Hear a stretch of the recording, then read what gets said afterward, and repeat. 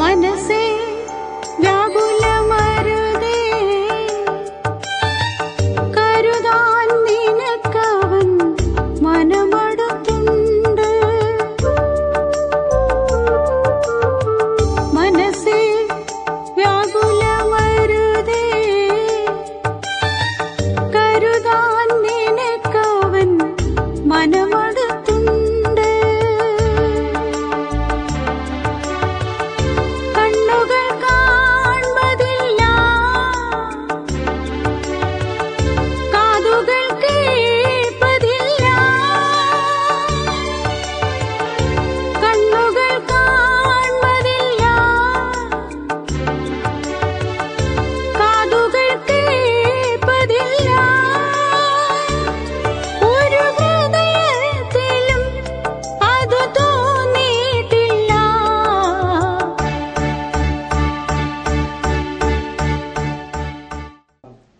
മനസ്സോർക്കുമ്പോൾ പ്രോഗ്രാമിലേക്ക് സ്വാഗതം.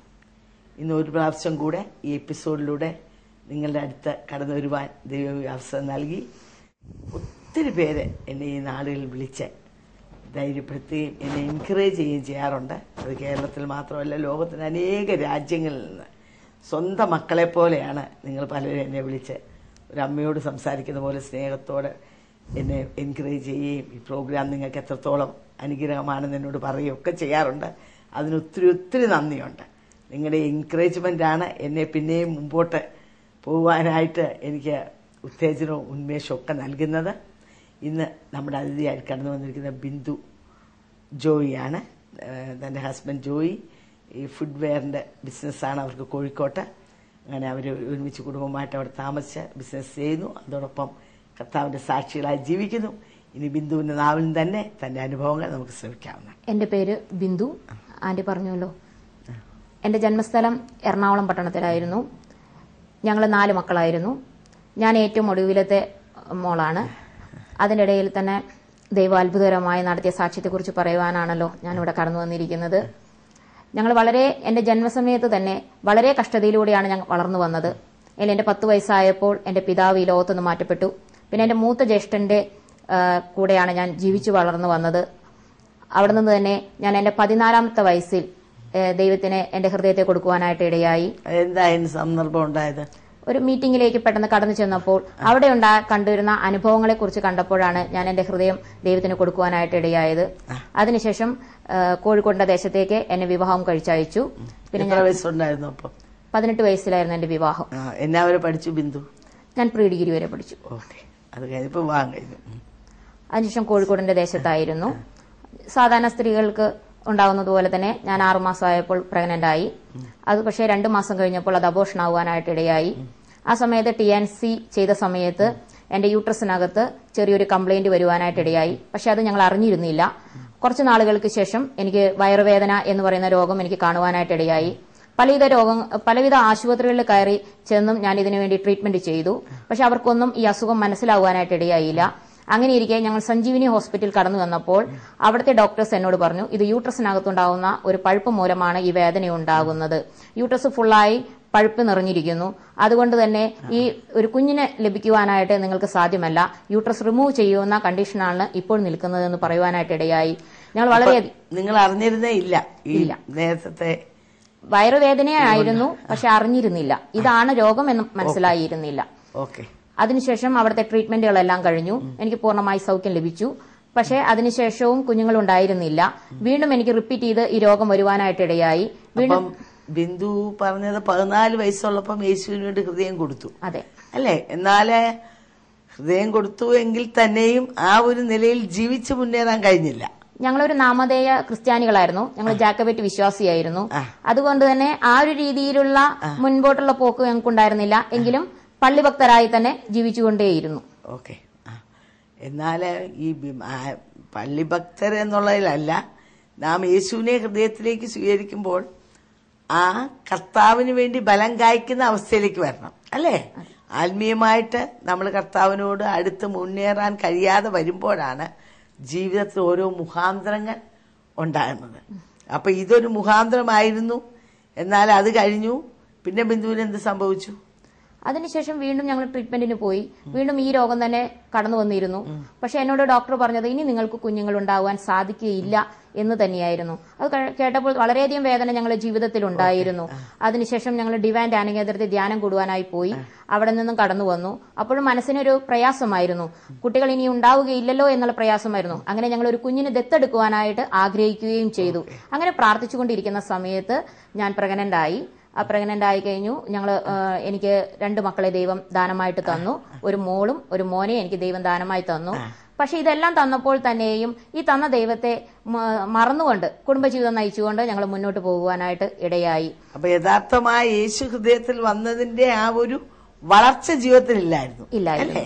അപ്പൊ കർത്താവ് സ്നേഹിക്കുന്നോണ്ടായിരിക്കാം, ബിന്ദുവിന്റെ അറ്റൻഷനെ പിടിച്ചെടുക്കാനായിരിക്കാം ഇങ്ങനെയുള്ള അവസ്ഥയിൽ കൂടെ കടത്തി വിട്ടത് ആയിരിക്കാം. പക്ഷെ അത് ആയിട്ടും നമ്മൾ അത് മനസ്സിലാക്കിയില്ല, അല്ലേ? അത് പറഞ്ഞു തരുവാനോ ഒന്നിനും ഞങ്ങൾക്ക് ആളുകൾ ഉണ്ടായിരുന്നില്ല. കാരണം ഇപ്പോൾ നാം ചെയ്യുന്നത് പോലെ ഒരു രക്ഷയിലേക്ക് അനുഭവിച്ചു വന്ന ഒരു വ്യക്തിയെ വഴി നടത്തുവാനായിട്ട് നമുക്കറിയാം. പക്ഷെ അന്ന് ഒരു നാമധേയ ക്രിസ്ത്യാനിയായിരുന്ന എന്നെ ആ രീതിയിലേക്ക് കൊണ്ടുവരാനായിട്ട് ആരും തന്നെ ഉണ്ടായിരുന്നില്ല.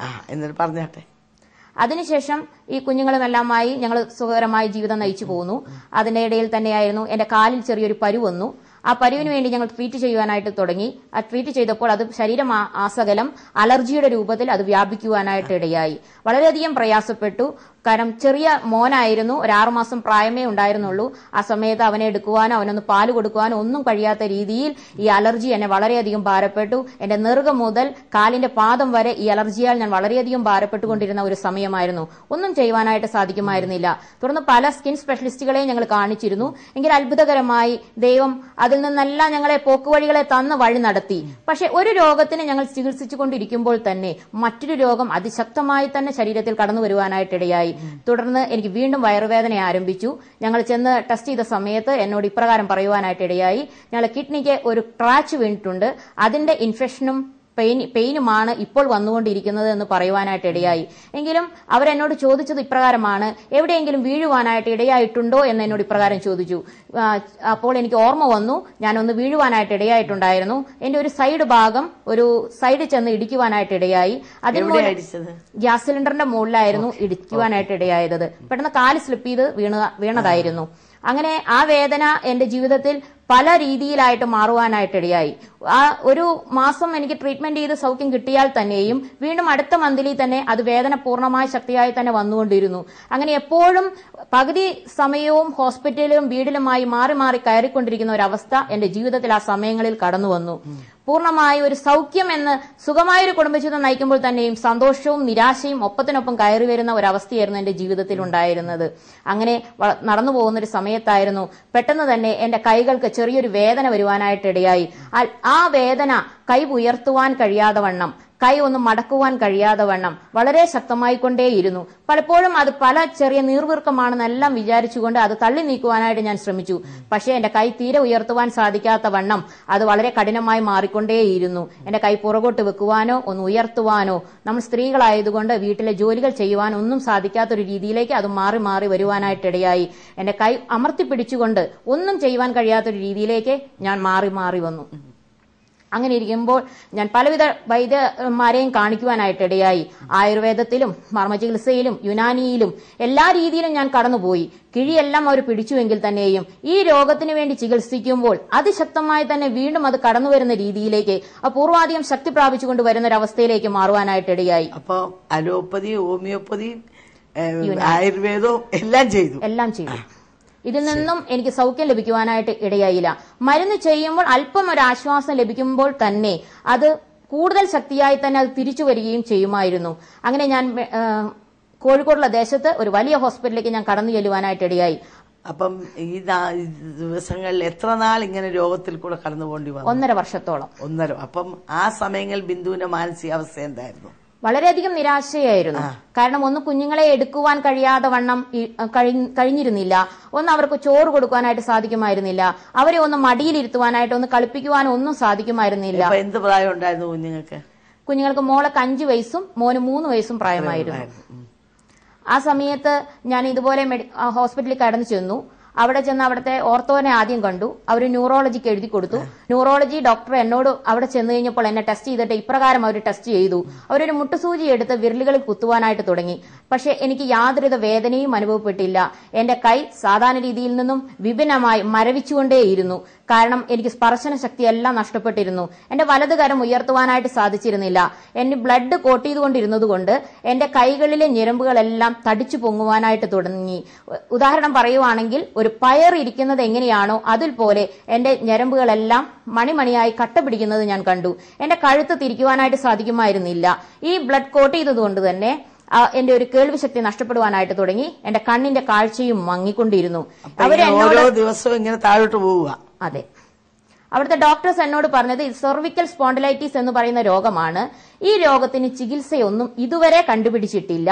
അതുകൊണ്ട് തന്നെ വേദന സംഹാരികൾ കഴിക്കുകയല്ലാതെ വേറൊരു മാർഗവും ഈ രോഗത്തിന് ഇപ്പോൾ കണ്ടുപിടിച്ചിട്ടില്ല.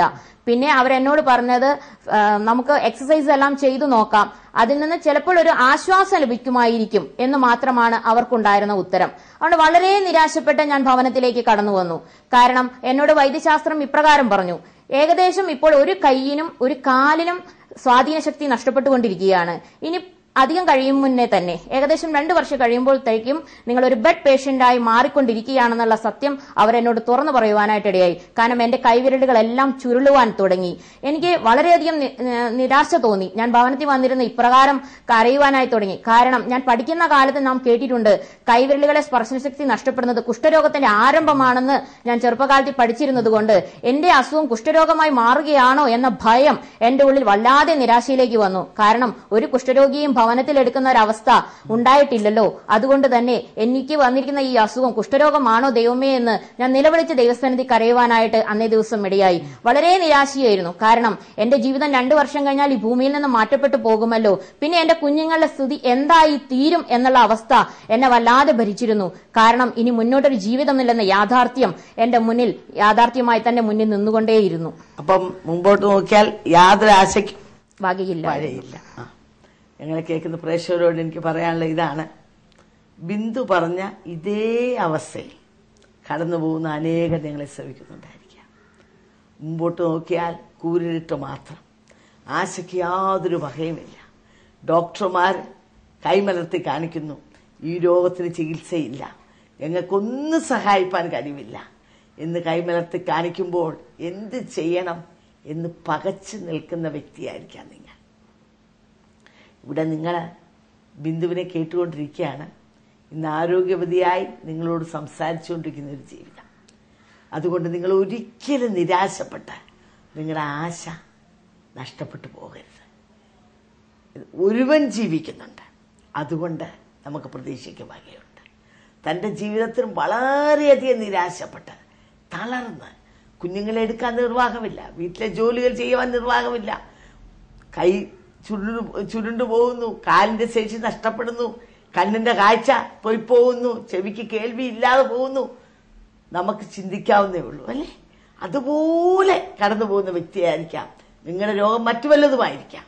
എന്നാൽ ഇതിന്റെ മധ്യത്തിൽ ഗിവ് അപ്പ് ചെയ്യാൻ നിങ്ങൾ ഒരിക്കലും ചിന്തിക്കരുത്. നമ്മൾ ഗിവ് അപ്പ് ചെയ്യുമ്പോഴാണ് നാം പരാജയപ്പെടുന്നത്. നിങ്ങൾക്ക് പിടിച്ചു നിൽക്കാൻ കഴിവുണ്ട്.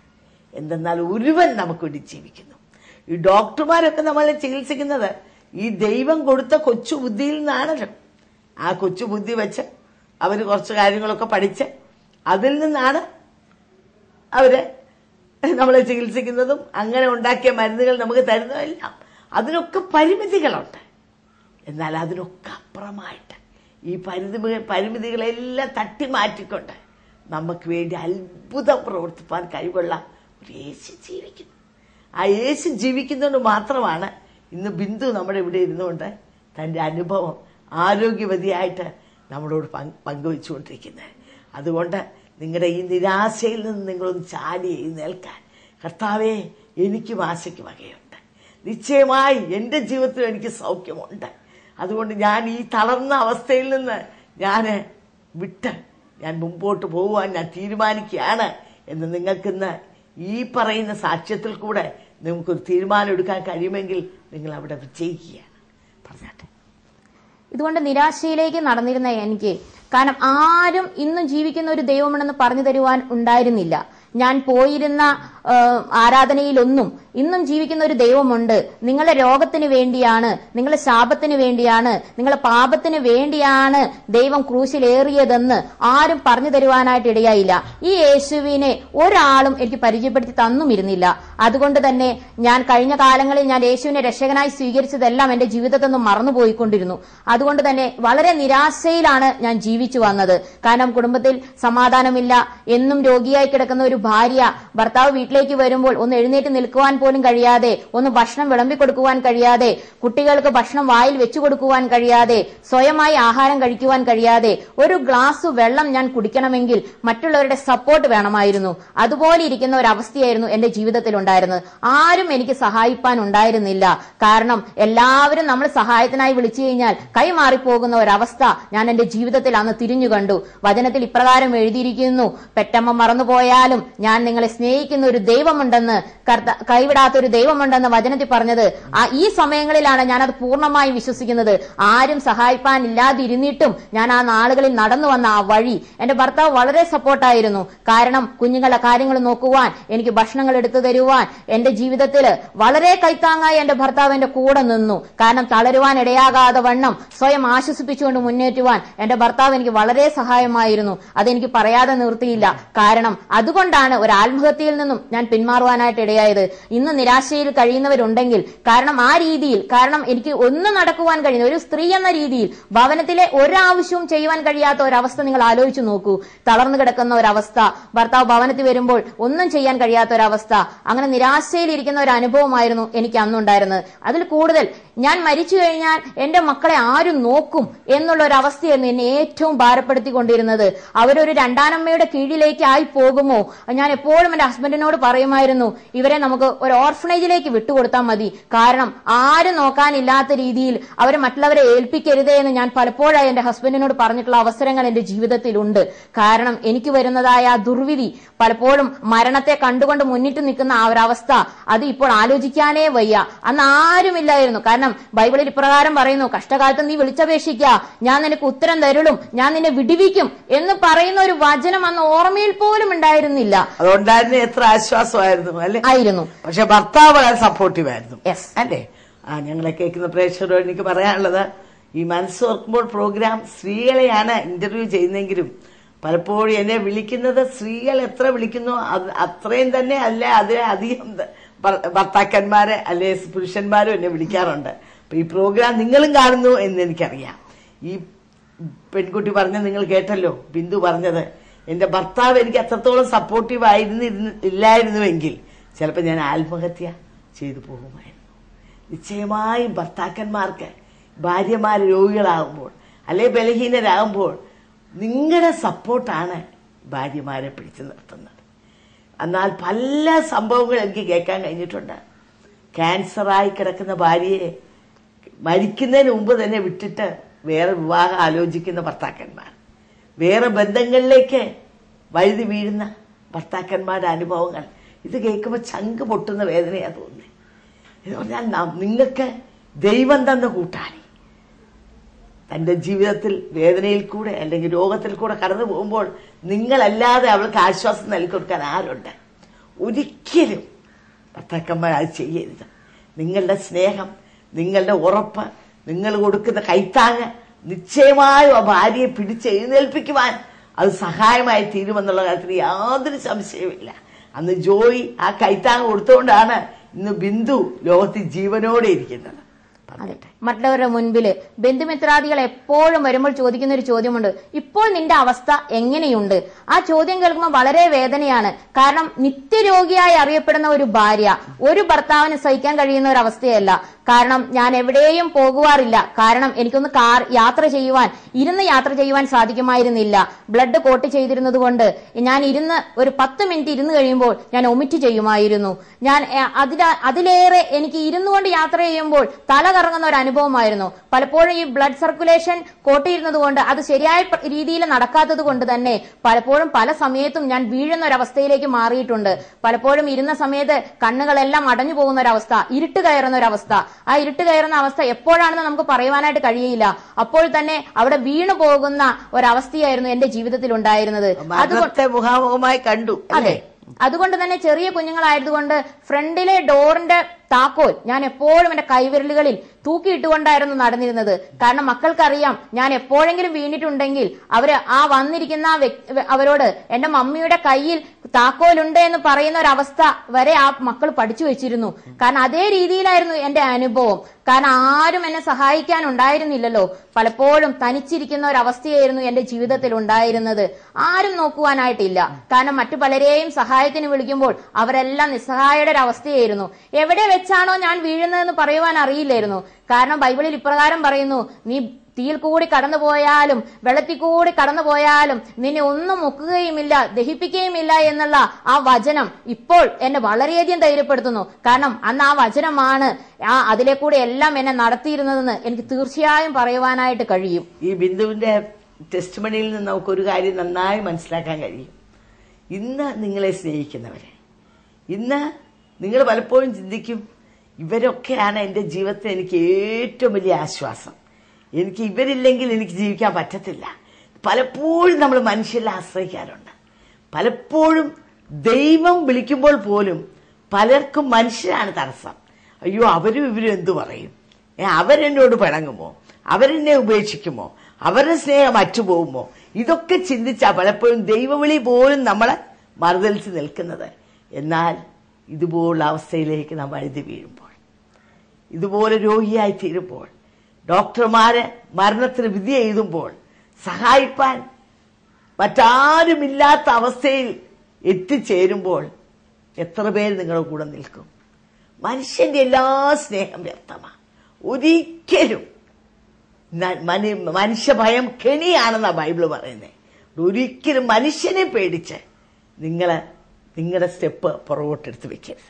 അങ്ങനെ ഇരിക്കുന്ന സമയത്താണ്, പൂർണ്ണ അസുഖത്തിലിരിക്കുന്ന ആ സമയത്താണ് ഒരു ദേവദാസനോട് ഇപ്രകാരം വിളിച്ചു പറഞ്ഞു, ഇതാ ഒരു ദേവദാസൻ പട്ടണത്തിൽ വന്ന് മീറ്റിംഗ് നടത്തുന്നുണ്ട്, ആ മീറ്റിംഗിലേക്ക് കടന്നു വരൂ, ദൈവം അത്ഭുതം നിന്റെ ജീവിതത്തിൽ ചെയ്യും എന്ന് ഇപ്രകാരം പറയുവാനായിട്ട് ഇടയായി. ഞാൻ ആ ദേവദാസനോട് ഇപ്രകാരം പറഞ്ഞു, കാരണം എനിക്ക് വരുവാൻ സാധിക്കുകയില്ല, കാരണം എനിക്ക് ഇരിക്കുവാൻ സാധിക്കുകയില്ല, ഇവിടുന്ന് വരുവാനുള്ള സാഹചര്യമില്ല, കാരണം മക്കള് രണ്ടുപേരും ചെറുതാണ്, അതുകൊണ്ട് തന്നെ എനിക്ക് കടന്നു വരുവാൻ സാധിക്കുകയില്ലെന്ന് ഞാൻ അവരോട് പറയുവാനായിട്ടിടയായി. അങ്ങനെ തന്നെ ആ സമയത്ത് ഞാൻ ആ പറഞ്ഞിരിക്കുന്ന സമയത്ത് തന്നെ ആ ദിവസം ഉച്ചയ്ക്ക് ഒരു ദേവദാസിയും എന്നെ ഇപ്രകാരം വിളിച്ചു, മോളെ ഞാൻ ഇന്ന് ഒരു മീറ്റിംഗിന് പോയിരുന്നു, അവിടെ നിന്നെ കുറിച്ച് പറയുന്നത് ഞാൻ കേട്ടു. കാരണം ബിന്ദു എന്ന് പറയുന്ന ഒരു വ്യക്തിക്ക് വേണ്ടി ഇവിടെ ഒരു ആന്റി പ്രാർത്ഥിക്കുന്നുണ്ട്. ആ കുട്ടിക്ക് ഇന്ന് ഈ പട്ടണം കാണത്തക്ക രീതിയിൽ ഒരു വിടുതൽ ഈ ഹാളിൽ വെച്ച് നടക്കും എന്ന് പറയുവാനായിട്ട് ഇടയായി എന്ന് ആ ആന്റി എന്റെ അടുത്ത് വന്ന് പറയുവാനായിട്ട് ഇടയായി. പ്രിയ പ്രേക്ഷകരോട് എനിക്ക് പറയാനുള്ള ഇതാണ്, നമ്മെ സ്നേഹിക്കുന്ന ഒരു ദൈവം. 14-ാമത്തെ വയസ്സിൽ ബിന്ദു യേശുവിനെ കണ്ടുമുട്ടിയതാണ്. താൻ 9-ാം ക്ലാസ്സിൽ പഠിക്കുമ്പോൾ ബിന്ദു തന്റെ സാക്ഷ്യത്തിൽ ഇങ്ങനെ പറഞ്ഞു, ഞാനതൊക്കെ മറന്നുപോയെന്ന്. പലപ്പോഴും നമ്മൾ മറന്നു പോകും എന്ന് മറക്കാത്തൊരു ദൈവമുണ്ട്. അന്ന് ആ പിഞ്ച് ഹൃദയം യേശുവിന് വേണ്ടി തുറന്നു കൊടുത്തത് യേശു ഒരിക്കലും മറന്നില്ല. തന്റെ ജീവിതത്തിന്റെ വഴിത്താരയിൽ വിവാഹം കഴിഞ്ഞ് മുമ്പോട്ട് പോയി യേശുവെ മറന്നു. യേശുവുമായിട്ട് തനിക്ക് ഒരു ബന്ധവുമില്ലായിരുന്നു. വെറും പാരമ്പര്യമായി താൻ മുമ്പോട്ട് പോയി. എന്നാൽ കർത്താവ് ഒരു ചെറിയ കൊട്ടു കൊടുത്തു. അങ്ങനെയാണ് തനിക്ക് യൂട്രസിൽ ഉണ്ടായ അസ്വസ്ഥതകളും തനിക്ക് കുഞ്ഞുങ്ങളുണ്ടാകുകയില്ല എന്ന് ഡോക്ടർമാർ പറഞ്ഞതുമൊക്കെ അതുകൊണ്ടാണ്. അന്ന് താൻ മനം തിരിഞ്ഞ് മുമ്പോട്ട് വന്നിരുന്നുവെങ്കിൽ പിൽക്കാലത്ത് അനുഭവിച്ചൊന്നും താൻ അനുഭവിക്കേണ്ടി വരത്തില്ലായിരുന്നു. ബൈബിൾ ഇങ്ങനെ പറയുന്നു, സ്നേഹത്തോടു കൂടിയോ വടിയോടുകൂടോ ഞാൻ നിന്റെ അടുക്കൽ വരേണ്ടത്. അങ്ങനെ ദൈവം കണ്ട ഒരു ജീവിതം, കർത്താവിന് വേണ്ടി ഹൃദയം കൊടുത്ത ഒരു ജീവിതം, എതിലേ പോയാലും സ്നേഹത്തോടോ വടിയോടോ ദൈവം നമ്മളെ മടക്കി കൊണ്ടുവരും എന്നുള്ളതിൻ്റെ ഒരു വലിയ സാക്ഷ്യമായത്. തൻ്റെ ജീവിതത്തിൽ എല്ലാവരും കൈവിട്ട സമയത്ത് ഇതാ ഒരു ആന്റി വിളിച്ചു പറയുക, ഇന്നൊരു ദൈവദാസൻ വന്നു, താൻ ഇങ്ങനെ പറഞ്ഞു, ബിന്ദു എന്ന് പറഞ്ഞൊരു പെൺകുട്ടിക്ക് വേണ്ടി ഇന്ന് അവിടെ അത്ഭുതം നടക്കാൻ പോവുക. പ്രിയമുള്ളവരെ, ഇതാണ് നമ്മുടെ യേശുവിന്റെ സ്നേഹം. ലോകത്തിൽ ആരും നിന്നെ അറിഞ്ഞില്ലെന്ന് വരാം. നീ ഇപ്പൊ ചിന്തിക്കുന്നുണ്ടായിരിക്കാം, എന്നെ എല്ലാവരും കൈവിട്ടു, ഞാൻ ഏകിയായി കിടക്കുകയാണ്, ഞാൻ ഏകനായി, ഈ വേദന മുഴുവൻ ഞാൻ കടിച്ചമർത്തിക്കൊണ്ട് എന്നെ കാണാൻ ലോകത്തിൽ ആരുമില്ലേ എന്ന് നീ ചിന്തിക്കുന്നു. പക്ഷെ നിന്റെ പേര് ചൊല്ലി വിളിക്കുന്ന ഒരുവൻ, നിന്നെ അറിയുന്ന ഒരുവൻ നിനക്ക് വേണ്ടി കരുതുന്നുണ്ട്, നിന്നെ വിടിയിപ്പാൻ അവൻ പ്ലാൻ ചെയ്യുന്നുണ്ട്. ആ യേശുവിലേക്ക് ഞാൻ നിങ്ങളെ ആഹ്വാനം ചെയ്യുക. നിങ്ങൾ ആ യേശുവിന്റെ പൈതലായി തീരൂ.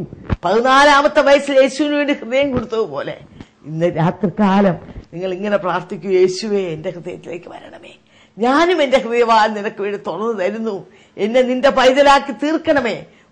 ഒരു വാക്ക് പ്രാർത്ഥിച്ച് യേശുവിനെ നിങ്ങളുടെ രക്ഷിതാവും കർത്താവുമായി സ്വീകരിക്കണമെന്ന് ആഹ്വാനം ചെയ്തുകൊണ്ട് എന്റെ വാക്കിൽ നിന്ന് വിരമിച്ചുകൊള്ളുന്നു. സ്വർഗം തികച്ചും യാഥാർത്ഥ്യം എന്നുള്ള ഈ പുസ്തകം നിങ്ങളെ പരിചയപ്പെടുത്താൻ എനിക്ക് വളരെ സന്തോഷമുണ്ട്. ചില നാളുകൾക്ക് മുമ്പ് ഈ ബുക്ക് ഞാനൊന്ന് ഇൻട്രൊഡ്യൂസ് ചെയ്താണ്. ഇത് ചൂനാൻ എന്ന് പറയുന്ന ഒരു ബുദ്ധിസ്റ്റ് ലേഡി ക്രിസ്തുവിനെ കണ്ടുമുട്ടി അതിനുശേഷം തനിക്കുണ്ടായ യേശുവിനുമായി വളരെ അടുത്ത ബന്ധത്തിലായ തന്റെ ജീവിതത്തിൽ തനിക്കുണ്ടായ അനുഭവങ്ങൾ 17 പ്രാവശ്യം താൻ സ്വർഗത്തിലും 2 പ്രാവശ്യം നരകവും തന്റെ ആത്മശരീരം പോയി കാണുവാൻ ഇടയായി തീർന്നു. ആ അനുഭവങ്ങളാണ് ഈ പുസ്തകത്തിൽ പങ്കുവച്ചിരിക്കുന്നത്. ഇംഗ്ലീഷിൽ നിന്ന് ഹെവൻ ഈസ് സോ റിയൽ എന്നുള്ള ആ ബുക്ക് മലയാളത്തിലേക്ക് തർജ്ജമ ചെയ്യുവാൻ, തമിഴിലേക്കും ഒക്കെ തർജ്ജമ ചെയ്യാനുള്ള ഭാഗ്യം എനിക്ക് ലഭിച്ചു. ഇന്ന് 8,000-ൽ പരം കോപ്പീസ് തമിഴ് പോയി കഴിഞ്ഞു, 7,000-ൽ പരം കോപ്പീസ് മലയാളം പോയി കഴിഞ്ഞു. ഇതിനകത്ത് ഇങ്ങനെയാണ് എഴുതിയിരിക്കുന്നത്: ജീവിക്കുന്ന ക്രിസ്തുവിനെ കണ്ടതും നരകം കണ്ടതും സ്വർഗത്തിലൂടെ നടന്നതുമായ അത്ഭുതാവഹമായ അനുഭവങ്ങൾ ചു തോമസ് പങ്കുവയ്ക്കുന്നു. വളരെ വിലയേറിയൊരു പുസ്തകമാണ്. ഇത് വായിച്ച അനേകം തമിഴ്നാട്ടിൽ നിന്നും കേരളത്തിന്റെ വിവിധ ഭാഗങ്ങളിൽ നിന്ന് വിളിച്ച് വളരെ താങ്ക് ചെയ്യാനിടയായ ആന്റി, അത് ആന്റി മലയാളത്തിൽ ട്രാൻസ്ലേറ്റ് ചെയ്തുകൊണ്ട് അല്ലെ തമിഴ് ചെയ്തുകൊണ്ടല്ലേ ഞങ്ങൾക്ക് വായിക്കാൻ ഒത്തത് എന്ന് പറഞ്ഞ് അവരുടെ ജീവിതത്തെ തന്നെ ആകെ രൂപാന്തരപ്പെടുത്തിയെന്ന് പറയാൻ ഇടയായിത്തീർന്നു. നിങ്ങൾക്കും ഇത് വായിക്കാനൊരു സുവർണ അവസരമാണ്. ഞങ്ങളുടെ അഡ്രസ്സിൽ നിങ്ങൾ അല്ലെങ്കിൽ ഞങ്ങളുടെ കോൺടാക്ട് നമ്പറിൽ ഞങ്ങളെ കോൺടാക്ട് ചെയ്താൽ നിങ്ങൾക്ക് ഈ പുസ്തകം അയച്ചു തരുന്നതായിരിക്കും. അതുപോലെ തന്നെ ഞാൻ എഴുതിയ മറ്റൊരു പുസ്തകമാണ് പോരിന്റെ ആയുധങ്ങളെക്കാൾ മികവുള്ളത്. ഇത് 38 വർഷങ്ങളിലുള്ള എൻ്റെ ജീവിതത്തിലെ അനുഭവങ്ങൾ, അനേക രോഗികൾക്ക് സൗഖ്യം, അനേക ഭൂതങ്ങൾ വിട്ടുപോവുക, ദൈവിക പ്രവൃത്തി പല നിലകളിൽ നടന്ന അനുഭവങ്ങളാണ് ഈ പുസ്തകത്തിലുള്ളത്. അതുപോലെ തന്നെ ഈ പുസ്തകവും ആയിരങ്ങൾക്ക് കഴിഞ്ഞ ഒരു വർഷത്തോടകം അനുഗ്രഹമായി തീർന്നു. ഇതിവിടെ ഇന്ത്യയിൽ മാത്രമല്ല, ഇത് മലയാളത്തിലും ഇംഗ്ലീഷിലും ഉണ്ട്. Better than the weapons of വാർ എന്നാണ് ഇംഗ്ലീഷിലെ ആ ബുക്കിന്റെ പേര്. ഇത് ഓസ്ട്രേലിയ, കാനഡ, ഇംഗ്ലണ്ട്, അമേരിക്ക രാജ്യങ്ങളിലൊക്കെ ചൂടപ്പം പോലെ കഴിഞ്ഞ നാളിൽ പോവുകയുണ്ടായി. ആയിരക്കണക്കിന് കോപ്പീസ് പോയി കഴിഞ്ഞു. അപ്പം എൻ്റെ ഈ പ്രോഗ്രാം ശ്രവിക്കുന്ന പ്രേക്ഷകർക്കും എൻ്റെ അവസരം ഞാൻ തരികയാണ്. നിശ്ചയമായി നിങ്ങൾ കോൺടാക്ട് ചെയ്താൽ ഞങ്ങൾ ഈ പുസ്തകം അയച്ചു തരുന്നതായിരിക്കും.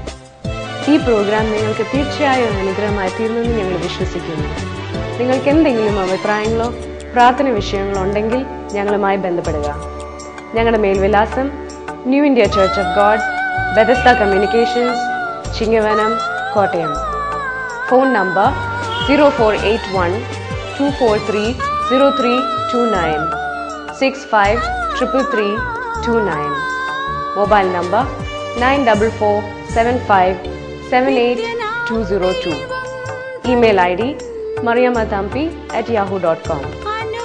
അടുത്ത ആഴ്ച ഇതേ സമയം വീണ്ടും കാണാം. ദൈവം നിങ്ങളെ അനുഗ്രഹിക്കട്ടെ.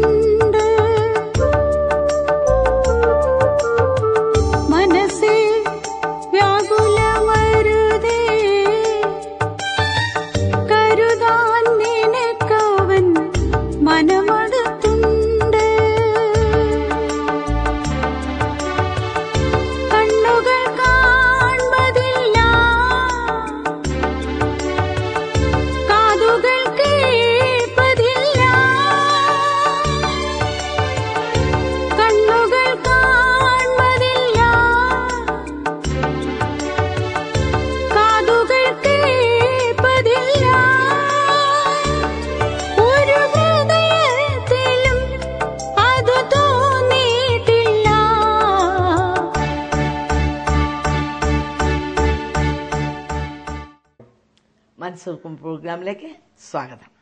കഴിഞ്ഞ ആഴ്ച നമ്മോട് തൻ്റെ അനുഭവം പങ്കുവെച്ച ബിന്ദുവാണ് ഇന്ന് തുടർന്ന് തൻ്റെ അനുഭവം പങ്കുവെക്കുന്നത്. അതിനായി തന്നെ ക്ഷണിച്ചുകൊള്ളുന്നു. ഈ ആന്റി വിളിക്കുമ്പോൾ എൻ്റെ അപ്പോഴത്തെ അവസ്ഥ എന്ന് പറയുന്നത് വളരെയധികം പനിച്ചുകൊണ്ടിരിക്കുന്ന ഒരവസ്ഥയായിരുന്നു. കാരണം എനിക്ക് കിഡ്നിക്ക് പ്രോബ്ലം ഉണ്ടെന്ന് ഞാൻ പറഞ്ഞിരുന്നുവല്ലോ. അതുകൊണ്ട് തന്നെ എൻ്റെ ശരീരത്തിന് വല്ലാത്ത വിറയലായിരുന്നു. അതുകൊണ്ട് എനിക്ക് തന്നിരുന്ന ആകെയുള്ള മെഡിസിൻ എന്ന് പറയുന്നത് വേദന സംഹാരി മാത്രമായിരുന്നു. ഞാൻ അത് കഴിച്ചുകൊണ്ട് കിടക്കുവാനായിട്ട് ശ്രമിക്കുന്ന സമയത്താണ് ഈ ആന്റി എന്നെ ഫോണിൽ വിളിച്ചത്. അപ്പൊ ആന്റി മോളെ വിളിച്ചത് ഒരു മീറ്റിംഗ് അറ്റൻഡ് ചെയ്യാൻ പോകാനായിട്ടാ അല്ലേ? അതെ. അപ്പൊ ബിന്ദു എല്ലാ ഡോക്ടർമാരാലും ഉപേക്ഷിക്കപ്പെട്ട് അതെ 2 വർഷത്തിനകം മരണം സംഭവിച്ചേക്കാം എന്നുള്ള അവസ്ഥയിൽ കൈകാലുകൾ ചുരുളുന്ന അവസ്ഥ, നടക്കാൻ വയ്യാത്ത അവസ്ഥ, ഇങ്ങനെയുള്ള കിഡ്നി അഫക്റ്റഡായ അവസ്ഥ, അങ്ങനെയുള്ള അവസ്ഥയിൽ കിടക്കുക. കഴിഞ്ഞ എപ്പിസോഡ് കാണാത്ത ആരെങ്കിലും ഉണ്ടെങ്കിൽ അവർക്കൊരു ഹെൽപ്പ് ചെയ്യാനായിട്ടാണ് ഞാൻ ഇത് പറയുന്നത്. അപ്പൊ അങ്ങനെ കിടക്കുന്ന അവസ്ഥയിലാണ് ബിന്ദുവിനെ ഒരു ആന്റി വിളിച്ചിട്ട് ഒരു മീറ്റിംഗിലേക്ക് ക്ഷണിക്കുന്നത്. ആ ആന്റി ആ മീറ്റിംഗിൽ ഇരിക്കുന്നുണ്ടായിരുന്നു. അതുകൊണ്ടാണ് ആ ദേവദാസൻ പറഞ്ഞത്. ആ ആന്റി കേട്ടിരുന്നു. ആന്റി പറഞ്ഞ ഒന്നുകൂടെ പറഞ്ഞേ. ആ ആന്റി എന്നോട് ഇപ്രകാരമാണ് പറഞ്ഞത്. ആന്റി ആ മീറ്റിംഗ് സംബന്ധിച്ചുകൊണ്ടിരിക്കുമ്പോൾ ആ ദേവദാസൻ ഇപ്രകാരം പറഞ്ഞു: ബിന്ദു എന്ന് പറയുന്ന വ്യക്തിക്ക് വേണ്ടി ഇവിടെ ഒരു സഹോദരി ഇരുന്ന് പ്രാർത്ഥിക്കുന്നുണ്ട്. ആ ബിന്ദു എന്ന് പറയുന്ന വ്യക്തിക്ക് ഈ പട്ടണം കാണത്തിലുള്ള ഒരു വിടുതൽ ഈ ഹാളിൽ വെച്ച് ഇന്ന് വൈകുന്നേരം നടക്കും. ആന്റി പറയുക. ഇതെന്നോട് ആന്റി പറഞ്ഞുകൊണ്ടിരുന്ന സമയത്ത് ഞാൻ ആന്റിയോട് ഇപ്രകാരം പറഞ്ഞു: ദൈവം വിടുതൽ നൽകുമെന്ന് ആന്റി പറയുന്നത് കാരണം പെട്ടികൂട്ടി സ്വർഗത്തിലേക്ക് അയക്കുന്ന ഒരു പരിപാടിയാണ്. ഇതെന്റെ മരണത്തെക്കുറിച്ചാണ് ആ വ്യക്തി പറഞ്ഞത് എന്ന് ഇപ്രകാരം മറുത്തു പറയുവാനായിട്ട് ഞാൻ ഇടയായി. അപ്പോൾ ആന്റി എന്നോട് ഇപ്രകാരം പറഞ്ഞു: ദൈവം ഒരു വിടുതൽ തരുന്ന സമയത്ത് നീ അത് തള്ളിക്കളയരുത് എന്ന് പറയുവാനായിട്ട് ഇടയായി. അപ്പോൾ തന്നെ എന്റെ ഹൃദയത്തിനുള്ളിൽ ഒരു തീ കത്തുന്ന ഒരു അനുഭവം പോലെ എനിക്ക് തോന്നി. കാരണം ദൈവത്തിന്റെ വിടുതൽ എന്ന് കേൾക്കുമ്പോൾ ആന്തരികമായി എന്തോ ഒന്ന് എന്റെ ഉള്ളിൽ സംഭവിക്കുന്നത് എനിക്ക് അറിയുവാനായിട്ട് സാധിച്ചു. എന്റെ വീട്ടിൽ ഒരു അങ്കിളിന്റെ മകൾ നിന്നിരുന്നു. അവളോട് ഞാൻ പ്രകാരം പറഞ്ഞു: നമുക്ക് ഇന്ന് വൈകുന്നേരം മീറ്റിംഗിലേക്ക് കടന്നു പോകാനായിട്ട് ശ്രമിക്കാം, നീ മക്കളെ എല്ലാം ഒരുക്കിക്കോളൂ എന്ന് പറയുവാനായിട്ട് ഇടയായി. ആ സമയത്ത് ഞാൻ എന്റെ ഹസ്ബൻഡിനെ ഫോൺ വിളിച്ചിട്ട് ഇപ്രകാരം പറഞ്ഞു: ഇങ്ങനെ ഒരു മീറ്റിംഗിന് പോകുവാനായിട്ട് ആന്റി എന്നെ നിർബന്ധിക്കുന്നുണ്ട്, ഞാൻ പോവട്ടെ എന്ന് ചോദിക്കുവാനായിട്ട് ഇടയായി. അപ്പോൾ എന്നോട് ഹസ്ബൻഡ് ഇപ്രകാരം പറഞ്ഞു: നീ അവിടെ ചെന്ന് വീഴുവാനൊന്നും ഇടയാവരുത്. കാരണം നിന്റെ ഡോക്ടർ പറഞ്ഞതെല്ലാം നിനക്ക് ഓർമ്മയുണ്ടല്ലോ. ഡോക്ടർ ഇപ്രകാരമാണ് പറഞ്ഞിരുന്നത്: എനിക്ക് സെർവിക്കൽ സ്പോണ്ടിലൈറ്റിസിന്റെ അസുഖം ഉണ്ടായിരുന്നതുകൊണ്ട് എന്റെ 10 ബോണിനും ഉള്ള ആ മജ്ജയുടെ കംപ്ലൈന്റ് എനിക്ക് ഉള്ളതുകൊണ്ട് വീഴുവാനായിട്ട് പെട്ടെന്ന് ഇടയാവുമായിരുന്നു. അതുകൊണ്ട് തന്നെ വീണ് കഴിഞ്ഞാൽ എഴുന്നേൽക്കുന്ന അവസ്ഥ പൂർണ്ണമായും വൈദ്യശാസ്ത്രത്തിന് കഴിയാത്തതായിരുന്നു. അതുകൊണ്ട് തന്നെ എന്നോട് ഇപ്രകാരം പറയുവാനായിട്ട് ഇടയായി. കാരണം വളരെ ശ്രദ്ധിച്ചുകൊണ്ട് മാത്രമേ നീ പോകുവാനായിട്ട് പാടുള്ളൂ എന്ന് എന്റെ ഹസ്ബൻഡ് എന്നെ ഓർമ്മിപ്പിക്കുകയുണ്ടായി. പിന്നെ ഇല്ല, എല്ലുകൾ ഒടിയുവാനായിട്ട് സാധിക്കും. അതുകൊണ്ട് തന്നെ ഞാൻ ആദ്യം രാവിലെ വിളിച്ച ദേവദാസൻ ഇപ്രകാരം വിളിച്ചു: എനിക്ക് കടന്നു പോകാനായിട്ട് ആഗ്രഹമുണ്ട്, നിങ്ങൾക്കൊന്ന് കടന്നു വരുവാനായിട്ട് സാധിക്കുമോ എന്ന് വിളിച്ചു ചോദിച്ചു. അപ്പൊ എന്നോട് പറഞ്ഞു: നീ എപ്പോൾ റെഡി ആവുന്നു അത് പറഞ്ഞാൽ മതി, ഞാൻ ആ സ്പോട്ടിൽ തന്നെ അവിടെ എത്തിയിരിക്കും എന്ന് പറയുവാനായിട്ടിടയായി. അങ്ങനെ ആ ദേവദാസൻ കടന്നു വരികയും ചെയ്തു. ഞാൻ ആ പ്രാർത്ഥനയ്ക്ക് പോകുന്നതിന് മുന്ന് ദൈവസന്നിധിയിൽ ഇപ്രകാരം പറയുവാനായിട്ടിടയായി: ദൈവമേ, വളരെ ബുദ്ധിമുട്ടിയും ആണ് ഞാൻ ഇപ്പോൾ ഈ മീറ്റിങ്ങിന് കടന്നു പോകുന്നത്. എനിക്ക് ശരിക്കും സ്ട്രെയിറ്റ് ആയിട്ട് ഇരിക്കുവാനായിട്ട് സാധിക്കുന്നില്ല. ഞാൻ അല്പദൂരം യാത്ര ചെയ്ത് കഴിഞ്ഞാൽ ഒമിറ്റ് ചെയ്യും. എനിക്ക് ഇരിക്കുവാൻ കഴിയാത്തതിന്റെ അനുഭവം അങ്ങേ ദൈവത്തിന് അറിയാമല്ലോ. ഞാൻ ഡിവൈൻ സാന്നിധ്യത്തിൽ എല്ലാം പോയി കഴിഞ്ഞപ്പോൾ ഞാൻ ഒരു അനുഭവം അവിടെ കണ്ടിട്ടുണ്ട്. കാരണം ഉള്ള മുഴകളെല്ലാം നീങ്ങിപ്പോകുന്നത്, കാലിലെ പരുകളെല്ലാം മാറിപ്പോകുന്നത് എല്ലാം ഞാൻ കണ്ടിട്ടുണ്ട്. ദൈവമേ, നിനക്കൊരു അത്ഭുതം ഇന്ന് ചെയ്യുവാൻ സാധിക്കുമെന്നെങ്കിൽ എന്റെ കാലിലെ ഈ പരുവിനെ നീ നീക്കി കാണിച്ചു തരണം എന്ന് ഞാൻ ദൈവസന്നിധിയിൽ പറയുവാനായിട്ടിടയായി. പക്ഷെ ഞാനിത് ദൈവസന്നിധിയിൽ പറഞ്ഞു എന്ന് മാത്രമേ ഉള്ളൂ. എനിക്കിത് ദൈവത്തോടാണോ പറഞ്ഞതെന്നുള്ള വ്യക്തമായ ഓർമ്മയൊന്നും ഇല്ലായിരുന്നു. അങ്ങനെ ഞാൻ എന്റെ മക്കളെ എല്ലാം കൈവച്ച് ഞാൻ ആ മീറ്റിംഗിലേക്ക് കടന്നുപോയി. അവിടുത്തെ ദേവദാസന്മാർ എനിക്ക് ഇരിക്കുവാനുള്ള സപ്പോർട്ട് എല്ലാം തരുവാനായിട്ടിടയായി. ഞാൻ അവിടെ ഒരു സൈഡിൽ ചെന്നിരുന്നു. എനിക്ക് പെന്തക്കോസ് ആരാധനയോ മീറ്റിംഗോ കൂടിയിട്ട് യാതൊരു പരിചയവും ഉണ്ടായിരുന്നില്ല. ആദ്യമായിട്ട് പോവുകയായിരുന്നു. അവിടെ അവർ നടത്തുന്ന മീറ്റിംഗ് ഒന്നും എനിക്ക് മനസ്സിലാവുകയും ചെയ്തില്ല. എങ്കിൽ രോഗികൾക്ക് വേണ്ടി പ്രാർത്ഥിക്കുന്ന സമയത്ത് എല്ലാവരോടും രോഗികളായിരിക്കുന്നവരുടെ മുന്നിലേക്ക് കടന്നു വരുവാനായിട്ട് ആ ദേവദാസൻ ആവശ്യപ്പെട്ടു. ഞാൻ മുന്നിലേക്ക് കടന്നു ചെന്നു. ഒരു തൂണിന്റെ മറവിലാണ് ഞാൻ നിന്നത്. കാരണം തൂണിൽ പിടിച്ച് നിൽക്കാമല്ലോ എന്നായിരുന്നു എന്റെ ആഗ്രഹം. അങ്ങനെ ഞാൻ അവിടെ നിൽക്കുന്ന സമയത്ത് ദേവദാസൻ സ്റ്റേജിൽ നിന്ന് പ്രാർത്ഥിക്കുവാനായിട്ടിടയായി. ആ സമയത്ത് എന്റെ അനുഭവം എന്ന് പറയുന്നത് എന്റെ ഉള്ളിൽ എന്തോ ഒന്ന് സംഭവിക്കുന്ന പോലെ എനിക്ക് മനസ്സിലായി. കാരണം എന്റെ വെയിറ്റ് എല്ലാം കുറഞ്ഞ് ഞാൻ പേപ്പർ വെയിറ്റ് പോലെ അതൊരു കടലാസ് നിൽക്കുന്ന ഒരു അനുഭവത്തിൽ ഞാൻ നിൽക്കുന്നതായിട്ട് ഞാൻ കണ്ടു. പെട്ടെന്ന് തന്നെ ഞാൻ വീഴുമല്ലോ എന്ന് ആലോചിച്ച് ഞാൻ ആ തൂണെ പിടിച്ചത് എനിക്ക് ഓർമ്മയുണ്ട്. പക്ഷെ ഞാൻ അപ്പോഴേക്കും നിലത്ത് വീണിരുന്നു. അവിടെ നിന്ന് ദേവദാസൻ എന്റെ അടുത്ത് വന്ന് ഇപ്രകാരം പറഞ്ഞു: ആന്റി, പരിപൂർണമായി സൗഖ്യം ദൈവം നൽകിയിരിക്കുന്നു, ദൈവം വിടുതൽ നൽകിയിരിക്കുന്നു, ധൈര്യമായിട്ട് എഴുന്നേൽക്കുക എന്ന് എന്നോട് പറയുവാനായിട്ട് ഇടയായി. പക്ഷേ എന്റെ ഉള്ളിൽ മനുഷ്യമായ ഒരു ഭയം എന്റെ ഉള്ളിൽ കടന്നു വന്നു. ഞാൻ വീണുപോയല്ലോ, ഇനി ഞാൻ എങ്ങനെ എഴുന്നേൽക്കും എന്ന ഭയം എന്റെ ഉള്ളിൽ ആ സമയം കടന്നു വന്നു. ദേവദാസൻ എന്നോട് വീണ്ടും പറഞ്ഞു, ആന്റി, ദൈവം അത്ഭുതമായി സൗഖ്യം തന്നിരിക്കുന്നു, ധൈര്യത്തോടെ എഴുന്നേൽക്കുക എന്ന് പറഞ്ഞു. ഞാൻ അന്ന് ആദ്യമായിട്ട് എന്റെ 5 വിരലുകൾ അവിടെ നിവർത്തി കുത്തുവാനായിട്ട് ഇടയായി. ഞാൻ തറയിൽ എന്റെ കൈകളെ ഊന്നിക്കൊണ്ട് അവിടെ നിന്നും എഴുന്നേൽക്കുവാനായിട്ട് ഇടയായി. എന്നോട് ഇപ്രകാരം ദേവദാസൻ ചോദിച്ചു, എന്താണ് ആന്റിയുടെ അസുഖമായിരുന്നത്? ഞാൻ പറഞ്ഞു, എന്റെ കൈകളെ ഉയർത്തുവാനായിട്ട് സാധിക്കുമായിരുന്നില്ല, എന്റെ കൈവിരലുകൾ ശക്തിയായി മടക്കുവാൻ എനിക്ക് സാധിക്കുമായിരുന്നില്ല, എന്റെ കൈ പുറകിലേക്ക് വെക്കുവാനായിട്ട് സാധിക്കുമായിരുന്നില്ല, എനിക്ക് സ്പർശന ശക്തി എന്റെ കൈകൾക്ക് ഇല്ലായിരുന്നു എന്ന് ഞാൻ പറയുവാനായിട്ടിടയായി. എന്നോട് ദേവദാസൻ പറഞ്ഞു, അതെല്ലാം ഇപ്പോൾ ചെയ്തു നോക്കൂ. ഞാൻ ആദ്യമായി 1.5 വർഷങ്ങൾക്ക് ശേഷം ഞാൻ എന്റെ കൈവിരലുകൾ ശക്തമായി മുറുകി പിടിക്കുന്ന ഒരു അവസ്ഥയിലേക്ക് ഞാൻ അന്ന് വന്നു. ഞാൻ ആദ്യമായി എന്റെ കൈകൾ ചുരുണ്ടിരുന്ന എന്റെ കൈകൾ ഞാൻ അന്ന് വിരലുകൾ ശക്തമായി എന്റെ കൈ കൊണ്ട് ഇങ്ങനെ മുറുക്കി പിടിക്കുന്ന ഒരു അനുഭവം എന്റെ ജീവിതത്തിൽ എനിക്ക് ആദ്യമായി കിട്ടി. ഞാൻ അവരാരും കാണാതെ തന്നെ എന്റെ കൈകൾ പിച്ചു നോക്കുവാനായിട്ട് ഇടയായി. വേദന അനുഭവിക്കുന്നത് ഞാൻ എന്റെ ജീവിതത്തിൽ കണ്ടു. ഞാൻ പറഞ്ഞിരുന്നുവല്ലോ, കുഷ്ഠരോഗം ആണോ എന്ന് ഭയപ്പെട്ടിരുന്ന ഞാൻ അന്ന് ആദ്യമായി എന്റെ കൈകൾക്ക് തിരിച്ച് വേദനയുടെ അനുഭവം വന്നു എന്ന് എനിക്ക് മനസ്സിലാകുവാനായിട്ട് സാധിച്ചു. എന്റെ ഉള്ളിൽ സന്തോഷമാണോ സങ്കടമാണോ ആ സമയത്ത് ഉണ്ടായതെന്ന് എനിക്ക് അറിയില്ലായിരുന്നു. എങ്കിലും എന്റെ ദൈവം അത്ഭുതം ചെയ്ത അനുഭവം എന്റെ ജീവിതത്തിൽ കടന്നു വന്നു. ഞാൻ അവിടെ നിന്ന് എഴുന്നേൽക്കുമ്പോൾ എനിക്ക് അനുഭവിച്ച ഒരു അനുഭവം എന്ന് പറയുന്നത്, നമ്മൾ റോഡിൽ ടാർ കിടക്കുമ്പോൾ എങ്ങനെയാണ് നാം കാല് ചവിട്ടിക്കൊണ്ട് അവിടെ നിന്നും കാല് വലിക്കുക, അതുപോലെ എന്റെ ശരീരത്തെ ആ തറയിൽ നിന്നും വലിച്ചെടുക്കുന്ന ഒരു അനുഭവമാണ് എന്റെ ജീവിതത്തിൽ ഉണ്ടായത്. അന്ന് ആദ്യമായി പൂർണ്ണമായൊരു സൗഖ്യം, അതായത് കൈകൾ ഉയർത്തുവാനും കൈകൾ മടക്കുവാനും കൈകൾ പുറകിലേക്ക് വെക്കുവാനുമുള്ള അത്ഭുത സൗഖ്യം എനിക്ക് അന്ന് ആദ്യമായി ദൈവം നൽകി. ബിന്ദുവിന്റെ അനുഭവം നാം കേട്ടുകൊണ്ടിരിക്കുകയാണ്. യേശു ഇന്നും ജീവിക്കുന്നു എന്നാണ് ഈ അനുഭവം നമ്മളെ ചൂണ്ടിക്കാണിക്കുന്നത്.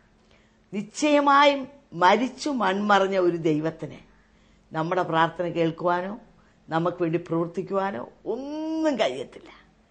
എന്നാൽ ഇതാ ഒരുവൻ നിന്നുകൊണ്ട് ഇങ്ങനെ പറയാണ്, ഞാൻ നിന്റെ അകൃത്യമൊക്കെയും മോചിക്കുന്നു, നിന്റെ സകല രോഗങ്ങളെയും സൗഖ്യമാക്കുന്നു. അത് പറഞ്ഞിട്ടുള്ള വ്യക്തി മറ്റാരെങ്കിലും ഉണ്ട് എന്ന് എനിക്ക് തോന്നുന്നില്ല. ഒറ്റ വ്യക്തിയെ അത് പറഞ്ഞുള്ളൂ. ആ വ്യക്തിക്ക് മാത്രമേ ഈ സൗഖ്യം നൽകുവാനും കഴിയുള്ളൂ. അതെന്തുകൊണ്ടാണ് അവനത് നൽകാൻ കഴിയുന്നത്? ബൈബിൾ ഇങ്ങനെ പറയുന്നു, അവന്റെ പുറം ഉഴവുചാല് പോലെ ഉഴുതു, അവന്റെ അടിപ്പിടരാൽ നമുക്ക് സൗഖ്യം വന്നുമിരിക്കുന്നു. റോമൻ ചാട്ടവാറെന്ന് പറഞ്ഞാൽ അതിന്റെ അറ്റത്തെ എല്ല് കഷ്ണങ്ങളും കുപ്പിച്ചെല്ലുകളും കോർത്തിണക്കിയത്. അത് വെച്ച് ഒരു അടിയടിക്കുമ്പോൾ ശരീരത്തിന്മേൽ ഈ ചാട്ടവാറ് ചുറ്റിപ്പിടിച്ച് വലിച്ചൂരുമ്പോൾ മാംസകഷ്ണങ്ങൾ പറഞ്ഞു പോരും. പിന്നെയും അടുത്തടി, പിന്നെ അടുത്തടി, അങ്ങനെ 39 അടി അടിച്ചു. അവന്റെ പുറം ഉഴവ് ചാലുപോലെ ഉഴുതു. രക്തത്തിൽ കുളിച്ചവനായി നിൽക്കുന്ന യേശു, ഒരു വില കൊടുത്തവന് മാത്രമേ നമുക്ക് വേണ്ടി എന്തെങ്കിലും ചെയ്യാൻ കഴിയുള്ളൂ. ആ അടിപ്പിണർ, 39 അടിപ്പിണർ, ആ സഹിച്ച വേദന, അത് ലോകത്തിലെ എല്ലാ രോഗങ്ങളും ആ 39 അടിയിൽ നിക്ഷിപ്തമാണ്. അതുകൊണ്ട് നിങ്ങൾ എന്ത് രോഗിയാണെങ്കിലും, ഏത് മാറാരോഗം അനുഭവിക്കുന്ന വ്യക്തിയാണെങ്കിലും, ഏതെല്ലാം ഡോക്ടർമാർ നിങ്ങളെ ഉപേക്ഷിച്ച വ്യക്തിയാണെങ്കിലും, യേശു നിങ്ങൾക്ക് വേണ്ടി സഹിച്ച അടിപ്പിടലിൽ വിശ്വസിച്ചുകൊണ്ട്, കർത്താവേ, ബിന്ദുവിനെ സൗഖ്യമാക്കുവാൻ കഴിവുള്ള കർത്താവേ, എന്റെ രോഗത്തെ സൗഖ്യമാക്കുവാൻ കഴിവുണ്ടല്ലോ. ബിന്ദു ഒന്നും ചെയ്തില്ല, എന്നാൽ ഒരുവൻ വില കൊടുത്തു. തന്റെ കുട്ടിക്കാലത്ത് യേശുവിനെ താൻ കണ്ടുമുട്ടിയെങ്കിൽ യേശു അവളെ തള്ളിക്കളഞ്ഞില്ല, ഉപേക്ഷിച്ചില്ല. തന്റെ സ്വന്തക്കാര്, ബന്ധക്കാര്, സ്നേഹിതർ എല്ലാം തന്നെ തള്ളിക്കളഞ്ഞു, തന്നെ ഉപേക്ഷിച്ചു. എന്നാൽ ബൈബിൾ ഇങ്ങനെ പറയുന്നു, കഷ്ടകാലത്ത് നീ എന്നെ വിളിച്ചപേക്ഷിക്കുകയും ഞാൻ നിനക്ക് ഉത്തരമരുളുകയും ചെയ്യും. കഷ്ടകാലത്ത് വിളിച്ചപേക്ഷിക്കുവാൻ നമുക്ക് ഒരു വ്യക്തിയേ ഉള്ളൂ. നമുക്ക് ഉത്തരം അരുളുവാനും ഒരു വ്യക്തി മാത്രമേ ഉള്ളൂ. ആ വ്യക്തിയെ നാം യേശു ക്രിസ്തുവിൽ കണ്ടുമുട്ടുന്നു. തന്റെ അനുഭവം എത്ര അത്ഭുതാവഹമാണ്.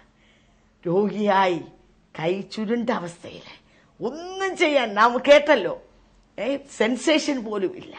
കടന്നുപോയ വ്യക്തി പ്രാർത്ഥിച്ച മാത്രയിൽ ആ യേശു ക്രിസ്തുവിന്റെ നാമത്തിലെ രോഗശാന്തിയുടെ ശക്തിയാണ് തന്റെ ഉള്ളിൽ വ്യാപരിച്ചത്. സൗഖ്യം കിട്ടുന്നത് ഒരു മാനുഷികമായ ശക്തിയിലുമല്ല, യേശുവിന്റെ നാമത്തിലാണ് സൗഖ്യം കിട്ടുന്നത്. ആ പ്രാർത്ഥിച്ച മാത്രയിൽ യേശുവിന്റെ നാമത്തിലെ രോഗശാന്തി ശക്തി തന്നിൽ വ്യാപരിക്കുകയും തന്റെ രോഗം ഓരോന്നോരോന്നായി സകലം തന്നെ വിട്ടുപോവുകയും ആരോഗ്യവതിയായി താൻ ചാടി എഴുന്നേൽക്കുകയും ചെയ്തു. ഇതിനേക്കാൾ വലിയ തെളിവ് എന്ത് വേണം? ഇന്നും യേശു രോഗിയെ സൗഖ്യമാക്കുന്നു എന്നുള്ളതിനെ പറഞ്ഞാട്ടെ.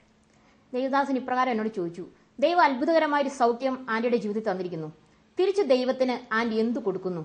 എനിക്കന്ന് അറിയില്ലായിരുന്നു. പക്ഷേ ഉപബോധമായ ആ ഒരു അവസ്ഥയിൽ നിന്ന് ഞാൻ പറഞ്ഞു, ഞാൻ ദൈവത്തിന്റെ സാക്ഷിയായി നിൽക്കും.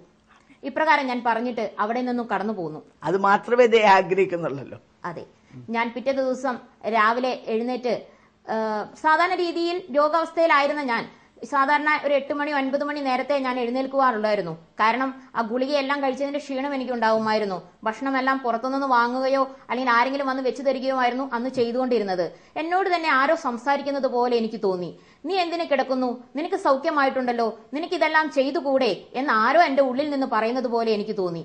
അതിനേക്കാൾ അത്ഭുതം എന്റെ ജീവിതത്തിൽ ഞാൻ കണ്ടതെന്ന് പറയുന്നത്, രാവിലെ എഴുന്നേൽക്കുമ്പോൾ തന്നെ എന്റെ വായിൽ നിന്നും സ്തുതിയും സ്തോത്രവും ഹല്ലേലിയും എല്ലാം പറയുന്ന ഒരു അവസ്ഥ. വെറുതെ ഇരുന്ന് സ്തോത്രവും ഹല്ലേലിയും എന്റെ വായിൽ നിന്ന് വരുന്നു. അതുവരെ ഞാൻ അങ്ങനെ ഒരു വാക്ക് ഉച്ചരിച്ചിട്ട് പോലുമില്ല. ആ സമയത്ത് ഇത് തന്നെ റിപ്പീറ്റ് ചെയ്ത് വരുന്നതായി ഞാൻ കണ്ടു. അത്ഭുതകരമായി ദൈവം എന്നെ നടത്തിയ ആ വിധം. കാരണം ഞാൻ എന്റെ കൈകളിലേക്ക് നോക്കിയപ്പോൾ രക്തക്കട്ട എല്ലാം അലിഞ്ഞു പോയിക്കൊണ്ടിരുന്നു. കാരണം പോലെ കിടന്ന രക്തക്കട്ട അല്ലേ? ഞാൻ പിറ്റേ ദിവസം നോക്കുമ്പോൾ കംപ്ലീറ്റ് ആയിട്ട് പൂർണ്ണമായി ഇതേപോലെ എന്റെ കരങ്ങൾ ഇരുന്നതായി ഞാൻ കണ്ടു. കാരണം എല്ലാ കട്ടകളെയും അലിയിച്ചു നീക്കി ദൈവം. ഒരു ഓപ്പറേഷനും കൂടാതെ തക്ക സമയത്ത് ദൈവം അതെല്ലാം അലിയിച്ചു നീക്കി. ഒരു വൈദ്യശാസ്ത്രത്തിനും കഴിയാത്ത കാര്യം ദൈവം അത്ഭുതമായി എന്റെ ജീവിതത്തിൽ ചെയ്തു തന്നു. അത് കഴിഞ്ഞ് എഴുന്നേറ്റ് പോയി ജോലിയൊക്കെ ചെയ്തോ? ജോലിയെല്ലാം ചെയ്തു കുടുംബമായി. അത് കാരണം അത് വളരെ സന്തോഷമായിരുന്നു. കാരണം അതുവരെ ഞാൻ 1.5 വർഷം കാലമായിട്ട് യാതൊരുവിധ പണിയും എടുക്കാതെ, കാരണം കഴുത്തൊന്നും അനക്കാൻ കഴിയാത്ത രീതിയിൽ കോളറെല്ലാം ഇട്ട് കട്ടിലിൽ കിടക്കുന്ന ഒരു അവസ്ഥയായിരുന്നുവല്ലോ. അത് ആ ദിവസങ്ങളിൽ കാരണം അത്ഭുതകരമായി, കാരണം എല്ലാവരും വീക്ഷിച്ചുകൊണ്ടിരിക്കുക. കാരണം കൈകൾ മുറുകെ പിടിച്ചുകൊണ്ട് നാം വീട്ടിൽ ഒരു പണി ചെയ്യാതിരുന്ന ഞാൻ അന്ന് ആദ്യമായി വീട്ടിൽ ഉപയോഗിക്കുന്ന സാധനങ്ങളെല്ലാം കൈകളിൽ മുറുക്കി പിടിക്കുന്ന ഒരു അനുഭവം എന്റെ ജീവിതത്തിൽ തന്നെ മടക്കി തരുവാനായിട്ട് ഇടയായി. അപ്പൊ എത്ര അത്ഭുതമാ എന്ന് പറഞ്ഞാൽ ഈ കർത്താവ് അങ്ങങ്ങ് ദൂരെ അല്ല അല്ലേ? അവൻ നമ്മുടെ സമീപസ്ഥനായിട്ടുണ്ട്. അതല്ലേ ഒരു കൊച്ചു കുട്ടിയെ ഗുണദോഷിക്കുന്ന പോലെ കർത്താവ് സംസാരിച്ചത്, നീ എന്തിനാ കിടക്കുന്നത്, നീ എഴുന്നേൽക്ക്, നിനക്ക് സൗഖ്യം വന്നുവല്ലോ എന്ന് പറഞ്ഞ് നിന്റെ മേൽ ദൃഷ്ടി വെച്ച് ഞാൻ നിനക്ക് ആലോചന പറഞ്ഞു തരും. അതുവരെയും ഇല്ലാത്ത ആ ദൈവസ്നേഹം ബിന്ദുന്റെ ഹൃദയത്തിൽ വന്നു അല്ലേ? അതുകൊണ്ടല്ലേ ആ സ്തോത്രവും സ്തുതിയും ഒക്കെ വരാനിടയായത്. പ്രേക്ഷകരോട് ഇതിന്റെ മധ്യത്തിൽ എനിക്ക് പറയാനുള്ളത്, ബൈബിൾ ഇങ്ങനെ പറയുന്നു, നിന്റെ രട്ടഴിച്ച് അവൻ നിന്നെ ഉത്സവ വസ്ത്രം ധരിപ്പിക്കും. നിന്റെ കണ്ണുനീര്, നിന്റെ വിലാപം അവൻ നൃത്തമാക്കി തീർക്കും. താനിങ്ങനെ പറയാനിടയായി തീർന്നു. നിരാശയില് ക്ഷീണിച്ച് തളർന്ന് പ്രതീക്ഷയ്ക്ക് വകയില്ലാതെ യാതൊരു പ്രത്യാശയുമില്ലാതെ കിടന്ന ബിന്ദു ഇതാ ഒരു ദിവസം രാവിലെ എഴുന്നേൽക്കുന്നു. യേശുവിന്റെ സ്നേഹം തന്നെ കടന്നു പിടിച്ചു കഴിഞ്ഞപ്പോൾ താൻ എഴുന്നേൽക്കുമ്പോൾ തന്റെ ഉള്ളിൽ നിന്ന് സ്തുതിയും സ്തോത്രവും തന്റെ ഉള്ളിൽ നിന്ന് വരികയാണ്. ഇതാണ് ഒരു ദൈവ പൈതലിനും അല്ലാത്തവർക്ക് നമ്മളുടെ വ്യത്യാസം. എന്നെ കേൾക്കുന്ന നിങ്ങൾ ഇന്ന് ഈ നിരാശയുടെ വക്കിലാണോ? പ്രതീക്ഷയ്ക്ക് വകയില്ലാത്ത വക്കിലാണോ? നിങ്ങളുടെ ഈ നിരാശ മാറ്റി നിങ്ങളെ ആനന്ദത്തിലേക്ക് നയിക്കുവാൻ, നിങ്ങളുടെ ഈ രട്ടഴിച്ച് നിങ്ങളെ ഉത്സവ വസ്ത്രം ധരിപ്പിക്കുവാൻ, നിങ്ങളുടെ ഈ കണ്ണുനീരെല്ലാം, നിങ്ങളുടെ ഈ വിലാപമെല്ലാം സന്തോഷമാക്കി തീർക്കാൻ കർത്താവ് നിങ്ങളെ ആഹ്വാനം ചെയ്യുക. ഇത് ബിന്ദുവിന് വേണ്ടി മാത്രമുള്ളതല്ല, നിങ്ങളെ എല്ലാവരെയും കർത്താവ് സ്നേഹിക്കുന്നു. എന്നാൽ താന് ദൈവദാസൻ മുമ്പോട്ട് വിളിച്ചു, പ്രാർത്ഥിക്കാൻ വേണ്ടി മുമ്പോട്ട് വിളിച്ചപ്പോൾ താൻ ചിന്തിച്ചത്, എങ്ങനെ എനിക്ക് വിടുതൽ കിട്ടും, അയ്യോ ഞാൻ താഴെ വീണാല് എനിക്ക് എങ്ങനെ എഴുന്നേൽക്കാൻ കഴിയും എന്ന് ഞാൻ ചിന്തിച്ചുകൊണ്ടിരുന്നപ്പോൾ ദേവദാസൻ പറഞ്ഞു, കർത്താവ് ആന്റിയെ സൗഖ്യമാക്കി കഴിഞ്ഞു. പലപ്പോഴും നമ്മുടെ മാനുഷ്യ ചിന്ത നെഗറ്റീവായിട്ടുള്ള കാര്യങ്ങളാണ് നമ്മളോട് പറയുന്നത്. നിനക്കത് പറ്റത്തില്ല, അത് നിനക്ക് അസാധ്യമാണ്, അത് ചെയ്താൽ നീ തകർന്നു പോകും, നിനക്ക് പിന്നെ ഒന്നും ചെയ്യാൻ കഴിയത്തില്ല. ഇങ്ങനെ നമ്മുടെ മനസ്സ്, നമ്മുടേതായ ആ ചിന്തകൾ, മാനുഷിക ചിന്തകൾ നമ്മളോട് പറയുമ്പോൾ ദൈവത്തിന് അതിന്റെ മധ്യത്തിൽ പറയാനുള്ള, പൈതലേ നീ എന്തിനു ഭാരപ്പെടുന്നു, നിന്നെ ഞാൻ സൗഖ്യമാക്കുന്നു. നിന്റെ ഈ ചിന്താഗതികളെല്ലാം ഒന്ന് മാറ്റിയിട്ട് നിനക്കൊന്ന് ധൈര്യത്തോടെ എഴുന്നേൽക്കാൻ കഴിയുമോ? ഇത് ഈ രണ്ട് ഒന്ന് പൈശാചികൻ നമ്മുടെ ഉള്ളിൽ കൊണ്ടിരുന്ന ചിന്തകൾ. നീ തീർന്നു, നിനക്കിനി ഒന്നും ചെയ്യാൻ കഴിയത്തില്ല. എന്നാൽ അതിന്റെ മധ്യത്തിൽ ദൈവത്തിന് ഇപ്പോൾ വേദനയോടെ എന്നെ ശ്രമിക്കുന്ന നിങ്ങളോട് കർത്താവിന് പറയാനുള്ളത്, പൈതലേ, ഞാൻ നിന്നെ സൗഖ്യമാക്കുന്നു, നീ ഈ അവസ്ഥയിൽ നിന്ന് ചാടി എഴുന്നേൽക്ക്. പറഞ്ഞാട്ടെ. അതിനുശേഷം ദൈവാത്മാവ് അവരോട് വ്യക്തമായി സംസാരിച്ചു. വചനം പഠിക്കുവാൻ എൻ്റെ ഉള്ളിൽ ആഗ്രഹം തന്നു. ഞാൻ വചനം പഠിക്കാൻ ആഗ്രഹിച്ച് വചനം പഠിക്കുവാനായിട്ട് തുടങ്ങി. ആ സമയത്ത് എനിക്ക് സത്യം മനസ്സിലായി, വിശ്വാസ സ്നാനം ഏൽക്കണം എന്നുള്ള സത്യം എനിക്ക് മനസ്സിലായി. അങ്ങനെ തന്നെ വിശ്വാസ സ്നാനം ഏൽക്കണം എന്നുള്ള ആഗ്രഹത്തോടുകൂടി ഞാൻ എൻ്റെ ഹസ്ബൻഡിനോട് പറഞ്ഞു, നമുക്ക് സ്നാനം ശരിയാണ്, സ്നാനപ്പെടണം എന്നുള്ള ആഗ്രഹം ഞാൻ പറയുവാനായിട്ട് ഇടയായി. പക്ഷെ ആദ്യം എതിർപ്പായിരുന്നു. എങ്കിലും ഞാൻ പറഞ്ഞു ദൈവത്തോട്, ദൈവമേ, തക്ക തുണിയായി എനിക്ക് തന്ന ദാസൻ, അങ്ങനെയെങ്കിൽ ഞങ്ങൾ ഒരുമിച്ച് ദൈവസന്നിധി സ്നാനപ്പെടണം. ആ ആഗ്രഹം ഞാൻ ദൈവത്തോട് ഇരുന്ന് പ്രാർത്ഥിക്കുവാനായി തുടങ്ങി. അതേപോലെ പറയട്ടെ, 3 മാസത്തിനുള്ളിൽ തന്നെ ഞങ്ങൾ ഒരുമിച്ച് സ്നാനപ്പെടുവാനും ദൈവസഭയിൽ അംഗമായി നിൽക്കുവാനും ദൈവം ഞങ്ങളെ സഹായിച്ചു. സത്യത്തിലേക്ക് നയിച്ചു അല്ലേ? ദൈവത്തിന്റെ സ്നേഹം. അതിന് ബിന്ദുവിന് വേറെ എന്തെങ്കിലും അനുഭവങ്ങൾ ഉണ്ടായിട്ടുണ്ടോ? ഈ സ്നാനപ്പെട്ടതിനൊക്കെ ശേഷം ഞങ്ങൾക്ക് എന്റെ 2 മക്കൾക്കും എനിക്കും ചിക്കൻ ബോക്സ് പിടിപെടുവാനായിട്ട് ഇടയായി. വളരെയധികം ഭാരമായിരുന്നു. കാരണം വീട്ടിൽ ആരും ഉണ്ടായിരുന്നില്ല. ആ സമയത്ത് തന്നെ ഞങ്ങൾക്ക് ചിക്കൻ ബോക്സിനാൽ വളരെയധികം ഭാരപ്പെട്ടു. അവരെ എല്ലാവരും സാധാരണ രീതിയിൽ പറഞ്ഞു, ചിക്കൻ ബോക്സ് വന്നു കഴിഞ്ഞാൽ 4 ദിവസം മാത്രമേ പനിക്കുകയുള്ളൂ എന്ന്. എന്നാൽ മക്കൾക്കെല്ലാം 4 ദിവസം പനിക്കുകയും അത് മാറിപ്പോവുകയും ചെയ്തു. പക്ഷേ എനിക്ക് ഈ പനി തുടർന്നുകൊണ്ടേയിരുന്നു. 8 ദിവസമായിട്ടും എനിക്ക് ഈ പനി മാറിയിരുന്നില്ല. അപ്പോൾ ഞങ്ങളെ ബന്ധുമിത്രാദികളും ചർച്ചക്കാരും എല്ലാവരും ഇപ്രകാരം ചോദിക്കുവാനായിട്ടിടയായി, എന്തുകൊണ്ട് നിങ്ങൾ പെന്തക്കോസ് വിശ്വാസികളാണല്ലോ, നിങ്ങൾക്ക് ഈ അസുഖം എന്തുകൊണ്ട് മാറുന്നില്ല എന്ന് ചോദിക്കുവാനായിട്ടിടയായി. എനിക്ക് അപ്പോൾ വളരെയധികം വേദന തോന്നി. ഞാൻ ദൈവസന്നിധിയിൽ ഇപ്രകാരം ഇരുന്ന് കരഞ്ഞു പ്രാർത്ഥിച്ചു, ദൈവമേ, മറ്റുള്ളവരുടെ മുൻപിൽ പരിഹസിപ്പാനും നിന്ദിപ്പാനുമായിട്ട് എന്താണ് നീ എന്നെ വിട്ടുകൊടുക്കുന്നത്? കാരണം ഞാൻ നിനക്ക് വേണ്ടി നിൽക്കുന്നതല്ലേ, നിന്റെ സാക്ഷിയായി ഞാൻ നിൽക്കേണ്ടതല്ലേ എന്നിപ്രകാരം പറഞ്ഞ് ദൈവസന്നിധിയിൽ പറഞ്ഞ് പ്രാർത്ഥിച്ചു. അപ്പോൾ ഞാൻ ആദ്യമായിട്ട് ദൈവശബ്ദം എന്റെ കാതുകളിൽ മുഴങ്ങുന്നതായി ഞാൻ കേട്ടു. മകളെ എന്നുള്ള വിളിയോടുകൂടി ദൈവം എന്റെ അടുത്ത് നിൽക്കുന്നത് പോലെ എനിക്ക് തോന്നി. ദൈവം എന്നോട് പ്രകാരം സംസാരിച്ചു, നിന്നെ ആരാണ് നിന്ദിച്ചത്? നിന്നെ ആരാണ് പരിഹസിച്ചത്? കാരണം എന്നെ നിന്ദിച്ചതുപോലെ നിന്നെ ആരെങ്കിലും നിന്ദിച്ചിട്ടുണ്ടോ? ആ സമയത്ത് ഞാൻ കാണുന്നത് ക്രൂശിലെ ദർശനമായിരുന്നു. ദൈവം പല ഭാഗങ്ങളായിട്ട് എനിക്ക് ദൈവം കാണിച്ചു തന്നു. ചെറിയ ചെറിയ ഭാഗങ്ങളായിട്ട്. കാരണം ഒരു മുഖത്തിന്റെ ഒരു സൈഡിലേക്ക് തുപ്പൽ വീഴുന്ന ഒരു ഭാഗം കാണിച്ചു തന്നു. താടി രോഗങ്ങളെ പറിക്കുന്ന ഒരു ഭാഗം എനിക്ക് കാണിച്ചു തന്നു. പിന്നെ വിലാപ്പുറം, അതായത് പറയുവാൻ സാധിക്കുകയില്ല, അതേ രീതിയിൽ കളറിൽ മുറിഞ്ഞു കിടക്കുന്ന വിലാപ്പുറത്തുനിന്നും ബ്ലഡുകൾ ഒഴുകുന്നതായിട്ട്, ആ പുറഭാഗത്തുനിന്നും ബ്ലഡുകൾ ഒഴുകുന്നത് എനിക്ക് കാണിച്ചു തന്നു. ദൈവം എന്നോട് ഇപ്രകാരം ചോദിച്ചു, എന്നെ നിന്ദിച്ചതുപോലെ നിന്നെ ആരെങ്കിലും നിന്ദിച്ചിട്ടുണ്ടോ? എന്നെ പരിഹസിച്ചതുപോലെ നിന്നെ ആരെങ്കിലും പരിഹസിച്ചിട്ടുണ്ടോ? ഞാൻ വേദന അനുഭവിച്ചതുപോലെ നീ വേദന അനുഭവിച്ചിട്ടുണ്ടോ എന്നിപ്രകാരം ചോദിക്കുവാനായിട്ടിടയായി. ദൈവമേ, ഇല്ല എന്ന് എനിക്ക് മറുപടി പറയേണ്ടി വന്നു. കാരണം അത്രയേറെ വേദനകളൊന്നും ഞാൻ സഹിച്ചിട്ടില്ല. പക്ഷേ അപ്പോൾ തന്നെ ദൈവം എനിക്ക് ഇപ്രകാരം കാണിച്ചു തന്നു, പിന്നെ നീ എന്തിനാണ് കരയുന്നത്? നീ എന്തിനാണ് ഇപ്രകാരം ചെയ്യുന്നത്? നീ ഇത് നോക്കിക്കേ എന്ന് പറഞ്ഞ് എനിക്ക് ഒരു രൂപം കാണിച്ചു തന്നു. എനിക്ക് വേണ്ടി ഒരു ദൈവദാസൻ ഇരുന്ന് കൈകളെ മലർത്തി പിടിച്ചുകൊണ്ട് ദൈവസന്നിധിയിൽ എനിക്ക് വേണ്ടി യാചിക്കുന്ന ഒരു മധ്യസ്ഥ പ്രാർത്ഥന എനിക്ക് ദൈവം ആ സമയത്ത് കാണിച്ചു തന്നു. ഇപ്രകാരമായിരുന്നു ആ ദൈവദാസൻ പ്രാർത്ഥിച്ചിരുന്നത്. കാരണം ആ ശബ്ദം എന്നെ ദൈവം കേൾപ്പിച്ചിരുന്നു. ദൈവമേ, നിന്റെ ദാസിക്ക് നീ വിടുതൽ കൊടുക്കണമേ, ഈ രോഗത്തു നിന്നും ശമനം കൊടുക്കണമേ, ദൈവമേ നീ വിടുവിക്കണമേ എന്നുള്ള ശബ്ദം എന്നെ കേൾപ്പിച്ചു തന്നു. എന്നിട്ട് ദൈവം എന്നോട് ഇപ്രകാരം ചോദിച്ചു, എന്റെ ദാസൻ നിനക്ക് വേണ്ടി ഇപ്രകാരം പ്രാർത്ഥിക്കുന്നത് നീ കേൾക്കുന്നില്ലേ? പിന്നെ നീ എന്തുകൊണ്ട് രോഗസൗഖ്യം പ്രാപിക്കുന്നില്ല എന്നുള്ളത് ചോദിക്കുവാനായിട്ടിടയായി. അപ്പോൾ തന്നെ ഞാൻ എന്റെ ഉള്ളിൽ നിന്ന് ഇപ്രകാരം പറഞ്ഞു, ദൈവമേ, ഞാൻ ആ സൗഖ്യം ഏറ്റെടുക്കുന്നു. ഇപ്രകാരം എന്നോട് ചോദിച്ചു, എന്റെ അടിപ്പിണരുകളാൽ നിനക്ക് സൗഖ്യമില്ലേ എന്നുള്ള ചോദ്യം. ദൈവമേ, ഞാൻ ആ സൗഖ്യം ഏറ്റെടുക്കുന്നു എന്ന് വീണ്ടും ഞാൻ ആവർത്തിച്ചു പറയുവാനായിട്ടിടയായി. ആ സ്പോട്ടിൽ തന്നെ എന്റെ പനി നിന്നു. ഞാൻ വിയർത്തൊഴുകുവാനായിട്ടിടയായി. പിറ്റേ ദിവസം രാവിലെ ഞാൻ എഴുന്നേറ്റ് വാഷ് ബേസിനിൽ പോയി ഞാൻ എന്റെ മുഖത്തെ കഴുകിയപ്പോൾ എന്റെ മുഖത്തു നിന്നുള്ള ആ പൊക്കളങ്ങളെല്ലാം കരിഞ്ഞുണങ്ങിയിരുന്നു. അതെല്ലാം അടർന്നു വീഴുന്നത് ഞാൻ എന്റെ കണ്ണുകൊണ്ട് കാണുവാനായിട്ടിടയായി. ദൈവം എന്റെ ജീവിതത്തിൽ അത്രയധികം അത്ഭുതമായി എന്നെ ഞങ്ങൾ നടത്തുന്നതായി ഞാൻ കണ്ടു. കാരണം അങ്ങനെ ഒരു വ്യക്തി പ്രാർത്ഥിക്കുമെന്നോ അങ്ങനെ ഒരു അനുഭവം എന്റെ ജീവിതത്തിൽ ഉണ്ടാകുമെന്നോ ഞാൻ കരുതിയിരുന്നില്ല. പക്ഷേ ദൈവം അത്ഭുതമായി ക്രൂശിലെ ആ 53-ാം അധ്യായത്തിൽ പറയുന്നത് പോലെ എന്റെ അടിപ്പിണരുകളാൽ നിനക്ക് സൗഖ്യമുണ്ട്. ആ വചനം എന്നെ വളരെയധികം ധൈര്യപ്പെടുത്തുകയും ചെയ്തു. ഞങ്ങളെ കേൾക്കുന്ന പ്രേക്ഷകർ ബിന്ദുവിന്റെ അത്ഭുതകരമായ 2ാമത്തെ വിടുതലാണ് കേട്ടുകൊണ്ടിരിക്കുന്നത്. നമ്മൾ കഷ്ടതയുടെ തീ ചൂളയിലാണ് കർത്താവ് ഇറങ്ങി വരുന്നത്. പലപ്പോഴും അവൻ ഇറങ്ങി വരുന്നത് 4ാം യാമത്തിലാണ്. 1 യാമം കഴിഞ്ഞു, 2 യാമം കഴിഞ്ഞു, 3 യാമം കഴിഞ്ഞു. അപ്പോഴത്തേക്ക് നമ്മൾ തളർന്നു, നമ്മൾ ക്ഷീണിച്ചു. എനിക്ക് വിടുതലില്ലേ, എന്റെ ഈ അവസ്ഥയ്ക്ക് മാറ്റമില്ലേ, എന്റെ പ്രാർത്ഥന ദൈവം കേൾക്കുന്നില്ലേ എന്ന് നമ്മൾ നെടുവീർപ്പിടുക, നമ്മൾ ക്ഷീണിച്ച് തളർന്നു പോവുക. എന്നെ കേൾക്കുന്ന അനേകം നിങ്ങളുടെ കുടുംബങ്ങൾ പ്രശ്നങ്ങളുണ്ട്.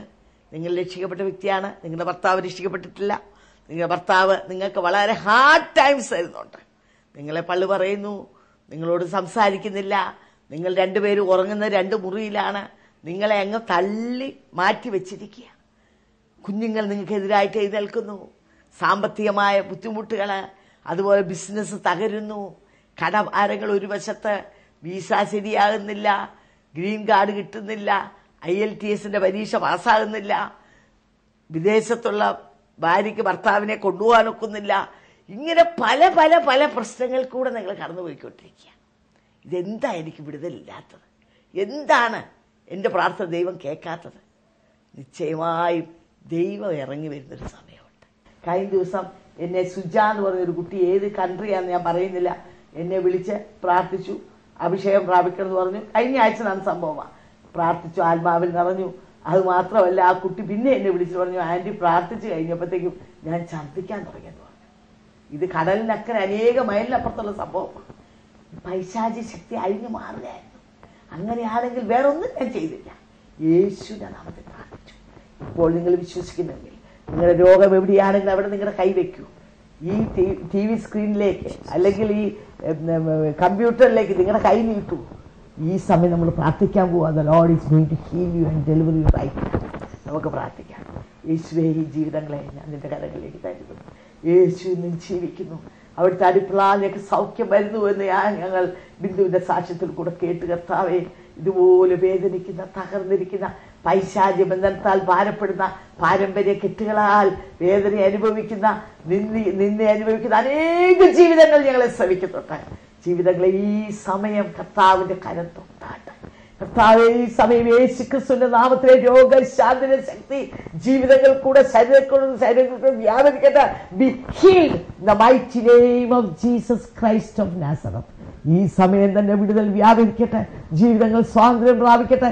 സമാധാനത്തിലേക്ക്, സന്തോഷത്തിലേക്ക് കടന്നു വരട്ടെ. യേശുവിന്റെ നാമത്തിൽ വിടുതലും ജയ ഉദാഹരണം അവകാശപ്പെടുന്നു. നിങ്ങൾ ആര് തന്നെയാണെങ്കിലും ഇതുവരെയും യേശുവിന് വേണ്ടി ഹൃദയം കൊടുത്തിട്ടില്ല എങ്കിൽ നിങ്ങളുടെ ഹൃദയവാതിൽ യേശുവിന് വേണ്ടി തുറന്നു കൊടുക്കൂ. യേശുവെ, എൻ്റെ ഹൃദയത്തിലേക്ക് വരണമേ എന്നൊരു വാക്ക് പ്രാർത്ഥിക്കൂ എന്ന് ആഹ്വാനം ചെയ്തുകൊണ്ട് എൻ്റെ വാക്കിൽ വിരമിച്ചു. സ്വർഗം തികച്ചും യാഥാർത്ഥ്യം എന്നുള്ള ഈ പുസ്തകം നിങ്ങളെ പരിചയപ്പെടുത്തുന്ന എനിക്ക് വളരെ സന്തോഷമുണ്ട്. ചില നാളുകൾക്ക് മുമ്പ് ഈ ബുക്ക് ഞാനൊന്ന് ഇൻട്രൊഡ്യൂസ് ചെയ്തതാണ്. ഇത് ചൂനാൻ എന്ന് പറയുന്ന ഒരു ബുദ്ധിസ്റ്റ് ലേഡി ക്രിസ്തുവിനെ കണ്ടുമുട്ടി, അതിനുശേഷം തനിക്കുണ്ടായ യേശുവിനുമായി വളരെ അടുത്ത ബന്ധത്തിലായ തൻ്റെ ജീവിതത്തിൽ തനിക്കുണ്ടായ അനുഭവങ്ങൾ 17 പ്രാവശ്യം താൻ സ്വർഗത്തിലും 2 പ്രാവശ്യം നരകവും തൻ്റെ ആത്മശരീരം പോയി കാണുവാൻ ഇടയായി തീർന്നു. ആ അനുഭവങ്ങളാണ് ഈ പുസ്തകത്തിൽ പങ്കുവച്ചിരിക്കുന്നത്. ഇംഗ്ലീഷിൽ നിന്ന് ഹെവൻ ഈസ് സോ റിയൽ എന്നുള്ള ആ ബുക്ക് മലയാളത്തിലേക്ക് തർജ്ജമ ചെയ്യുവാൻ, തമിഴിലേക്കും ഒക്കെ തർജ്ജമ ചെയ്യാനുള്ള ഭാഗ്യം എനിക്ക് ലഭിച്ചു. ഇന്ന് 8,000-ൽ പരം കോപ്പീസ് തമിഴ് പോയി കഴിഞ്ഞു, 7,000-ൽ പരം കോപ്പീസ് മലയാളം പോയി കഴിഞ്ഞു. ഇതിനകത്ത് ഇങ്ങനെയാണ് എഴുതിയിരിക്കുന്നത്: ജീവിക്കുന്ന ക്രിസ്തുവിനെ കണ്ടതും നരകം കണ്ടതും സ്വർഗത്തിലൂടെ നടന്നതുമായ അത്ഭുതാവഹമായ അനുഭവങ്ങൾ ചു തോമസ് പങ്കുവയ്ക്കുന്നു. വളരെ വിലയേറിയൊരു പുസ്തകമാണ്.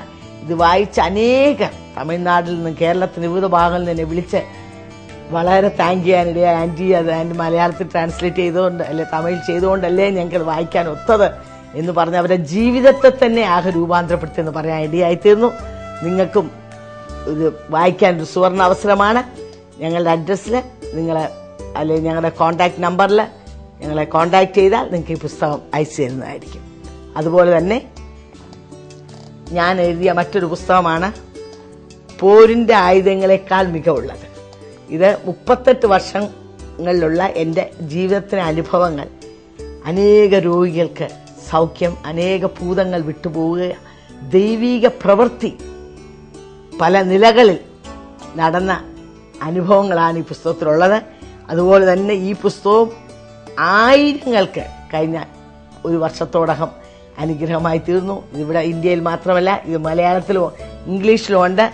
Better than the weapons of വാർ എന്നാണ് ഇംഗ്ലീഷിലെ ആ ബുക്കിന്റെ പേര്. ഇത് ഓസ്ട്രേലിയ, കാനഡ, ഇംഗ്ലണ്ട്, അമേരിക്ക രാജ്യങ്ങളിലൊക്കെ ചൂടപ്പം പോലെ കഴിഞ്ഞ നാളിൽ പോവുകയുണ്ടായി. 1000കണക്കിന് കോപ്പീസ് പോയി കഴിഞ്ഞു. അപ്പം എൻ്റെ ഈ പ്രോഗ്രാം ശ്രവിക്കുന്ന പ്രേക്ഷകർക്കും അതിന് അവസരം ഞാൻ തരികയാണ്. നിശ്ചയമായി നിങ്ങൾ കോൺടാക്ട് ചെയ്താൽ ഞങ്ങൾ ഈ പുസ്തകം അയച്ചു തരുന്നതായിരിക്കും. ഈ പ്രോഗ്രാം നിങ്ങൾക്ക് തീർച്ചയായും അനുഗ്രഹമായി തീർന്നെന്ന് ഞങ്ങൾ വിശ്വസിക്കുന്നു. നിങ്ങൾക്ക് എന്തെങ്കിലും അഭിപ്രായങ്ങളോ പ്രാർത്ഥന വിഷയങ്ങളോ ഉണ്ടെങ്കിൽ ഞങ്ങളുമായി ബന്ധപ്പെടുക. ഞങ്ങളുടെ മേൽവിലാസം New India Church of God, Bethesda Communications, Chingavanam, Kottayam. Phone number 0481-243-0329, 653339. Mobile number 9447578202. Email ID mariamathampi@yahoo.com. അടുത്ത ആഴ്ച ഇതേ സമയം വീണ്ടും കാണാം. ദൈവം നിങ്ങളെ അനുഗ്രഹിക്കട്ടെ.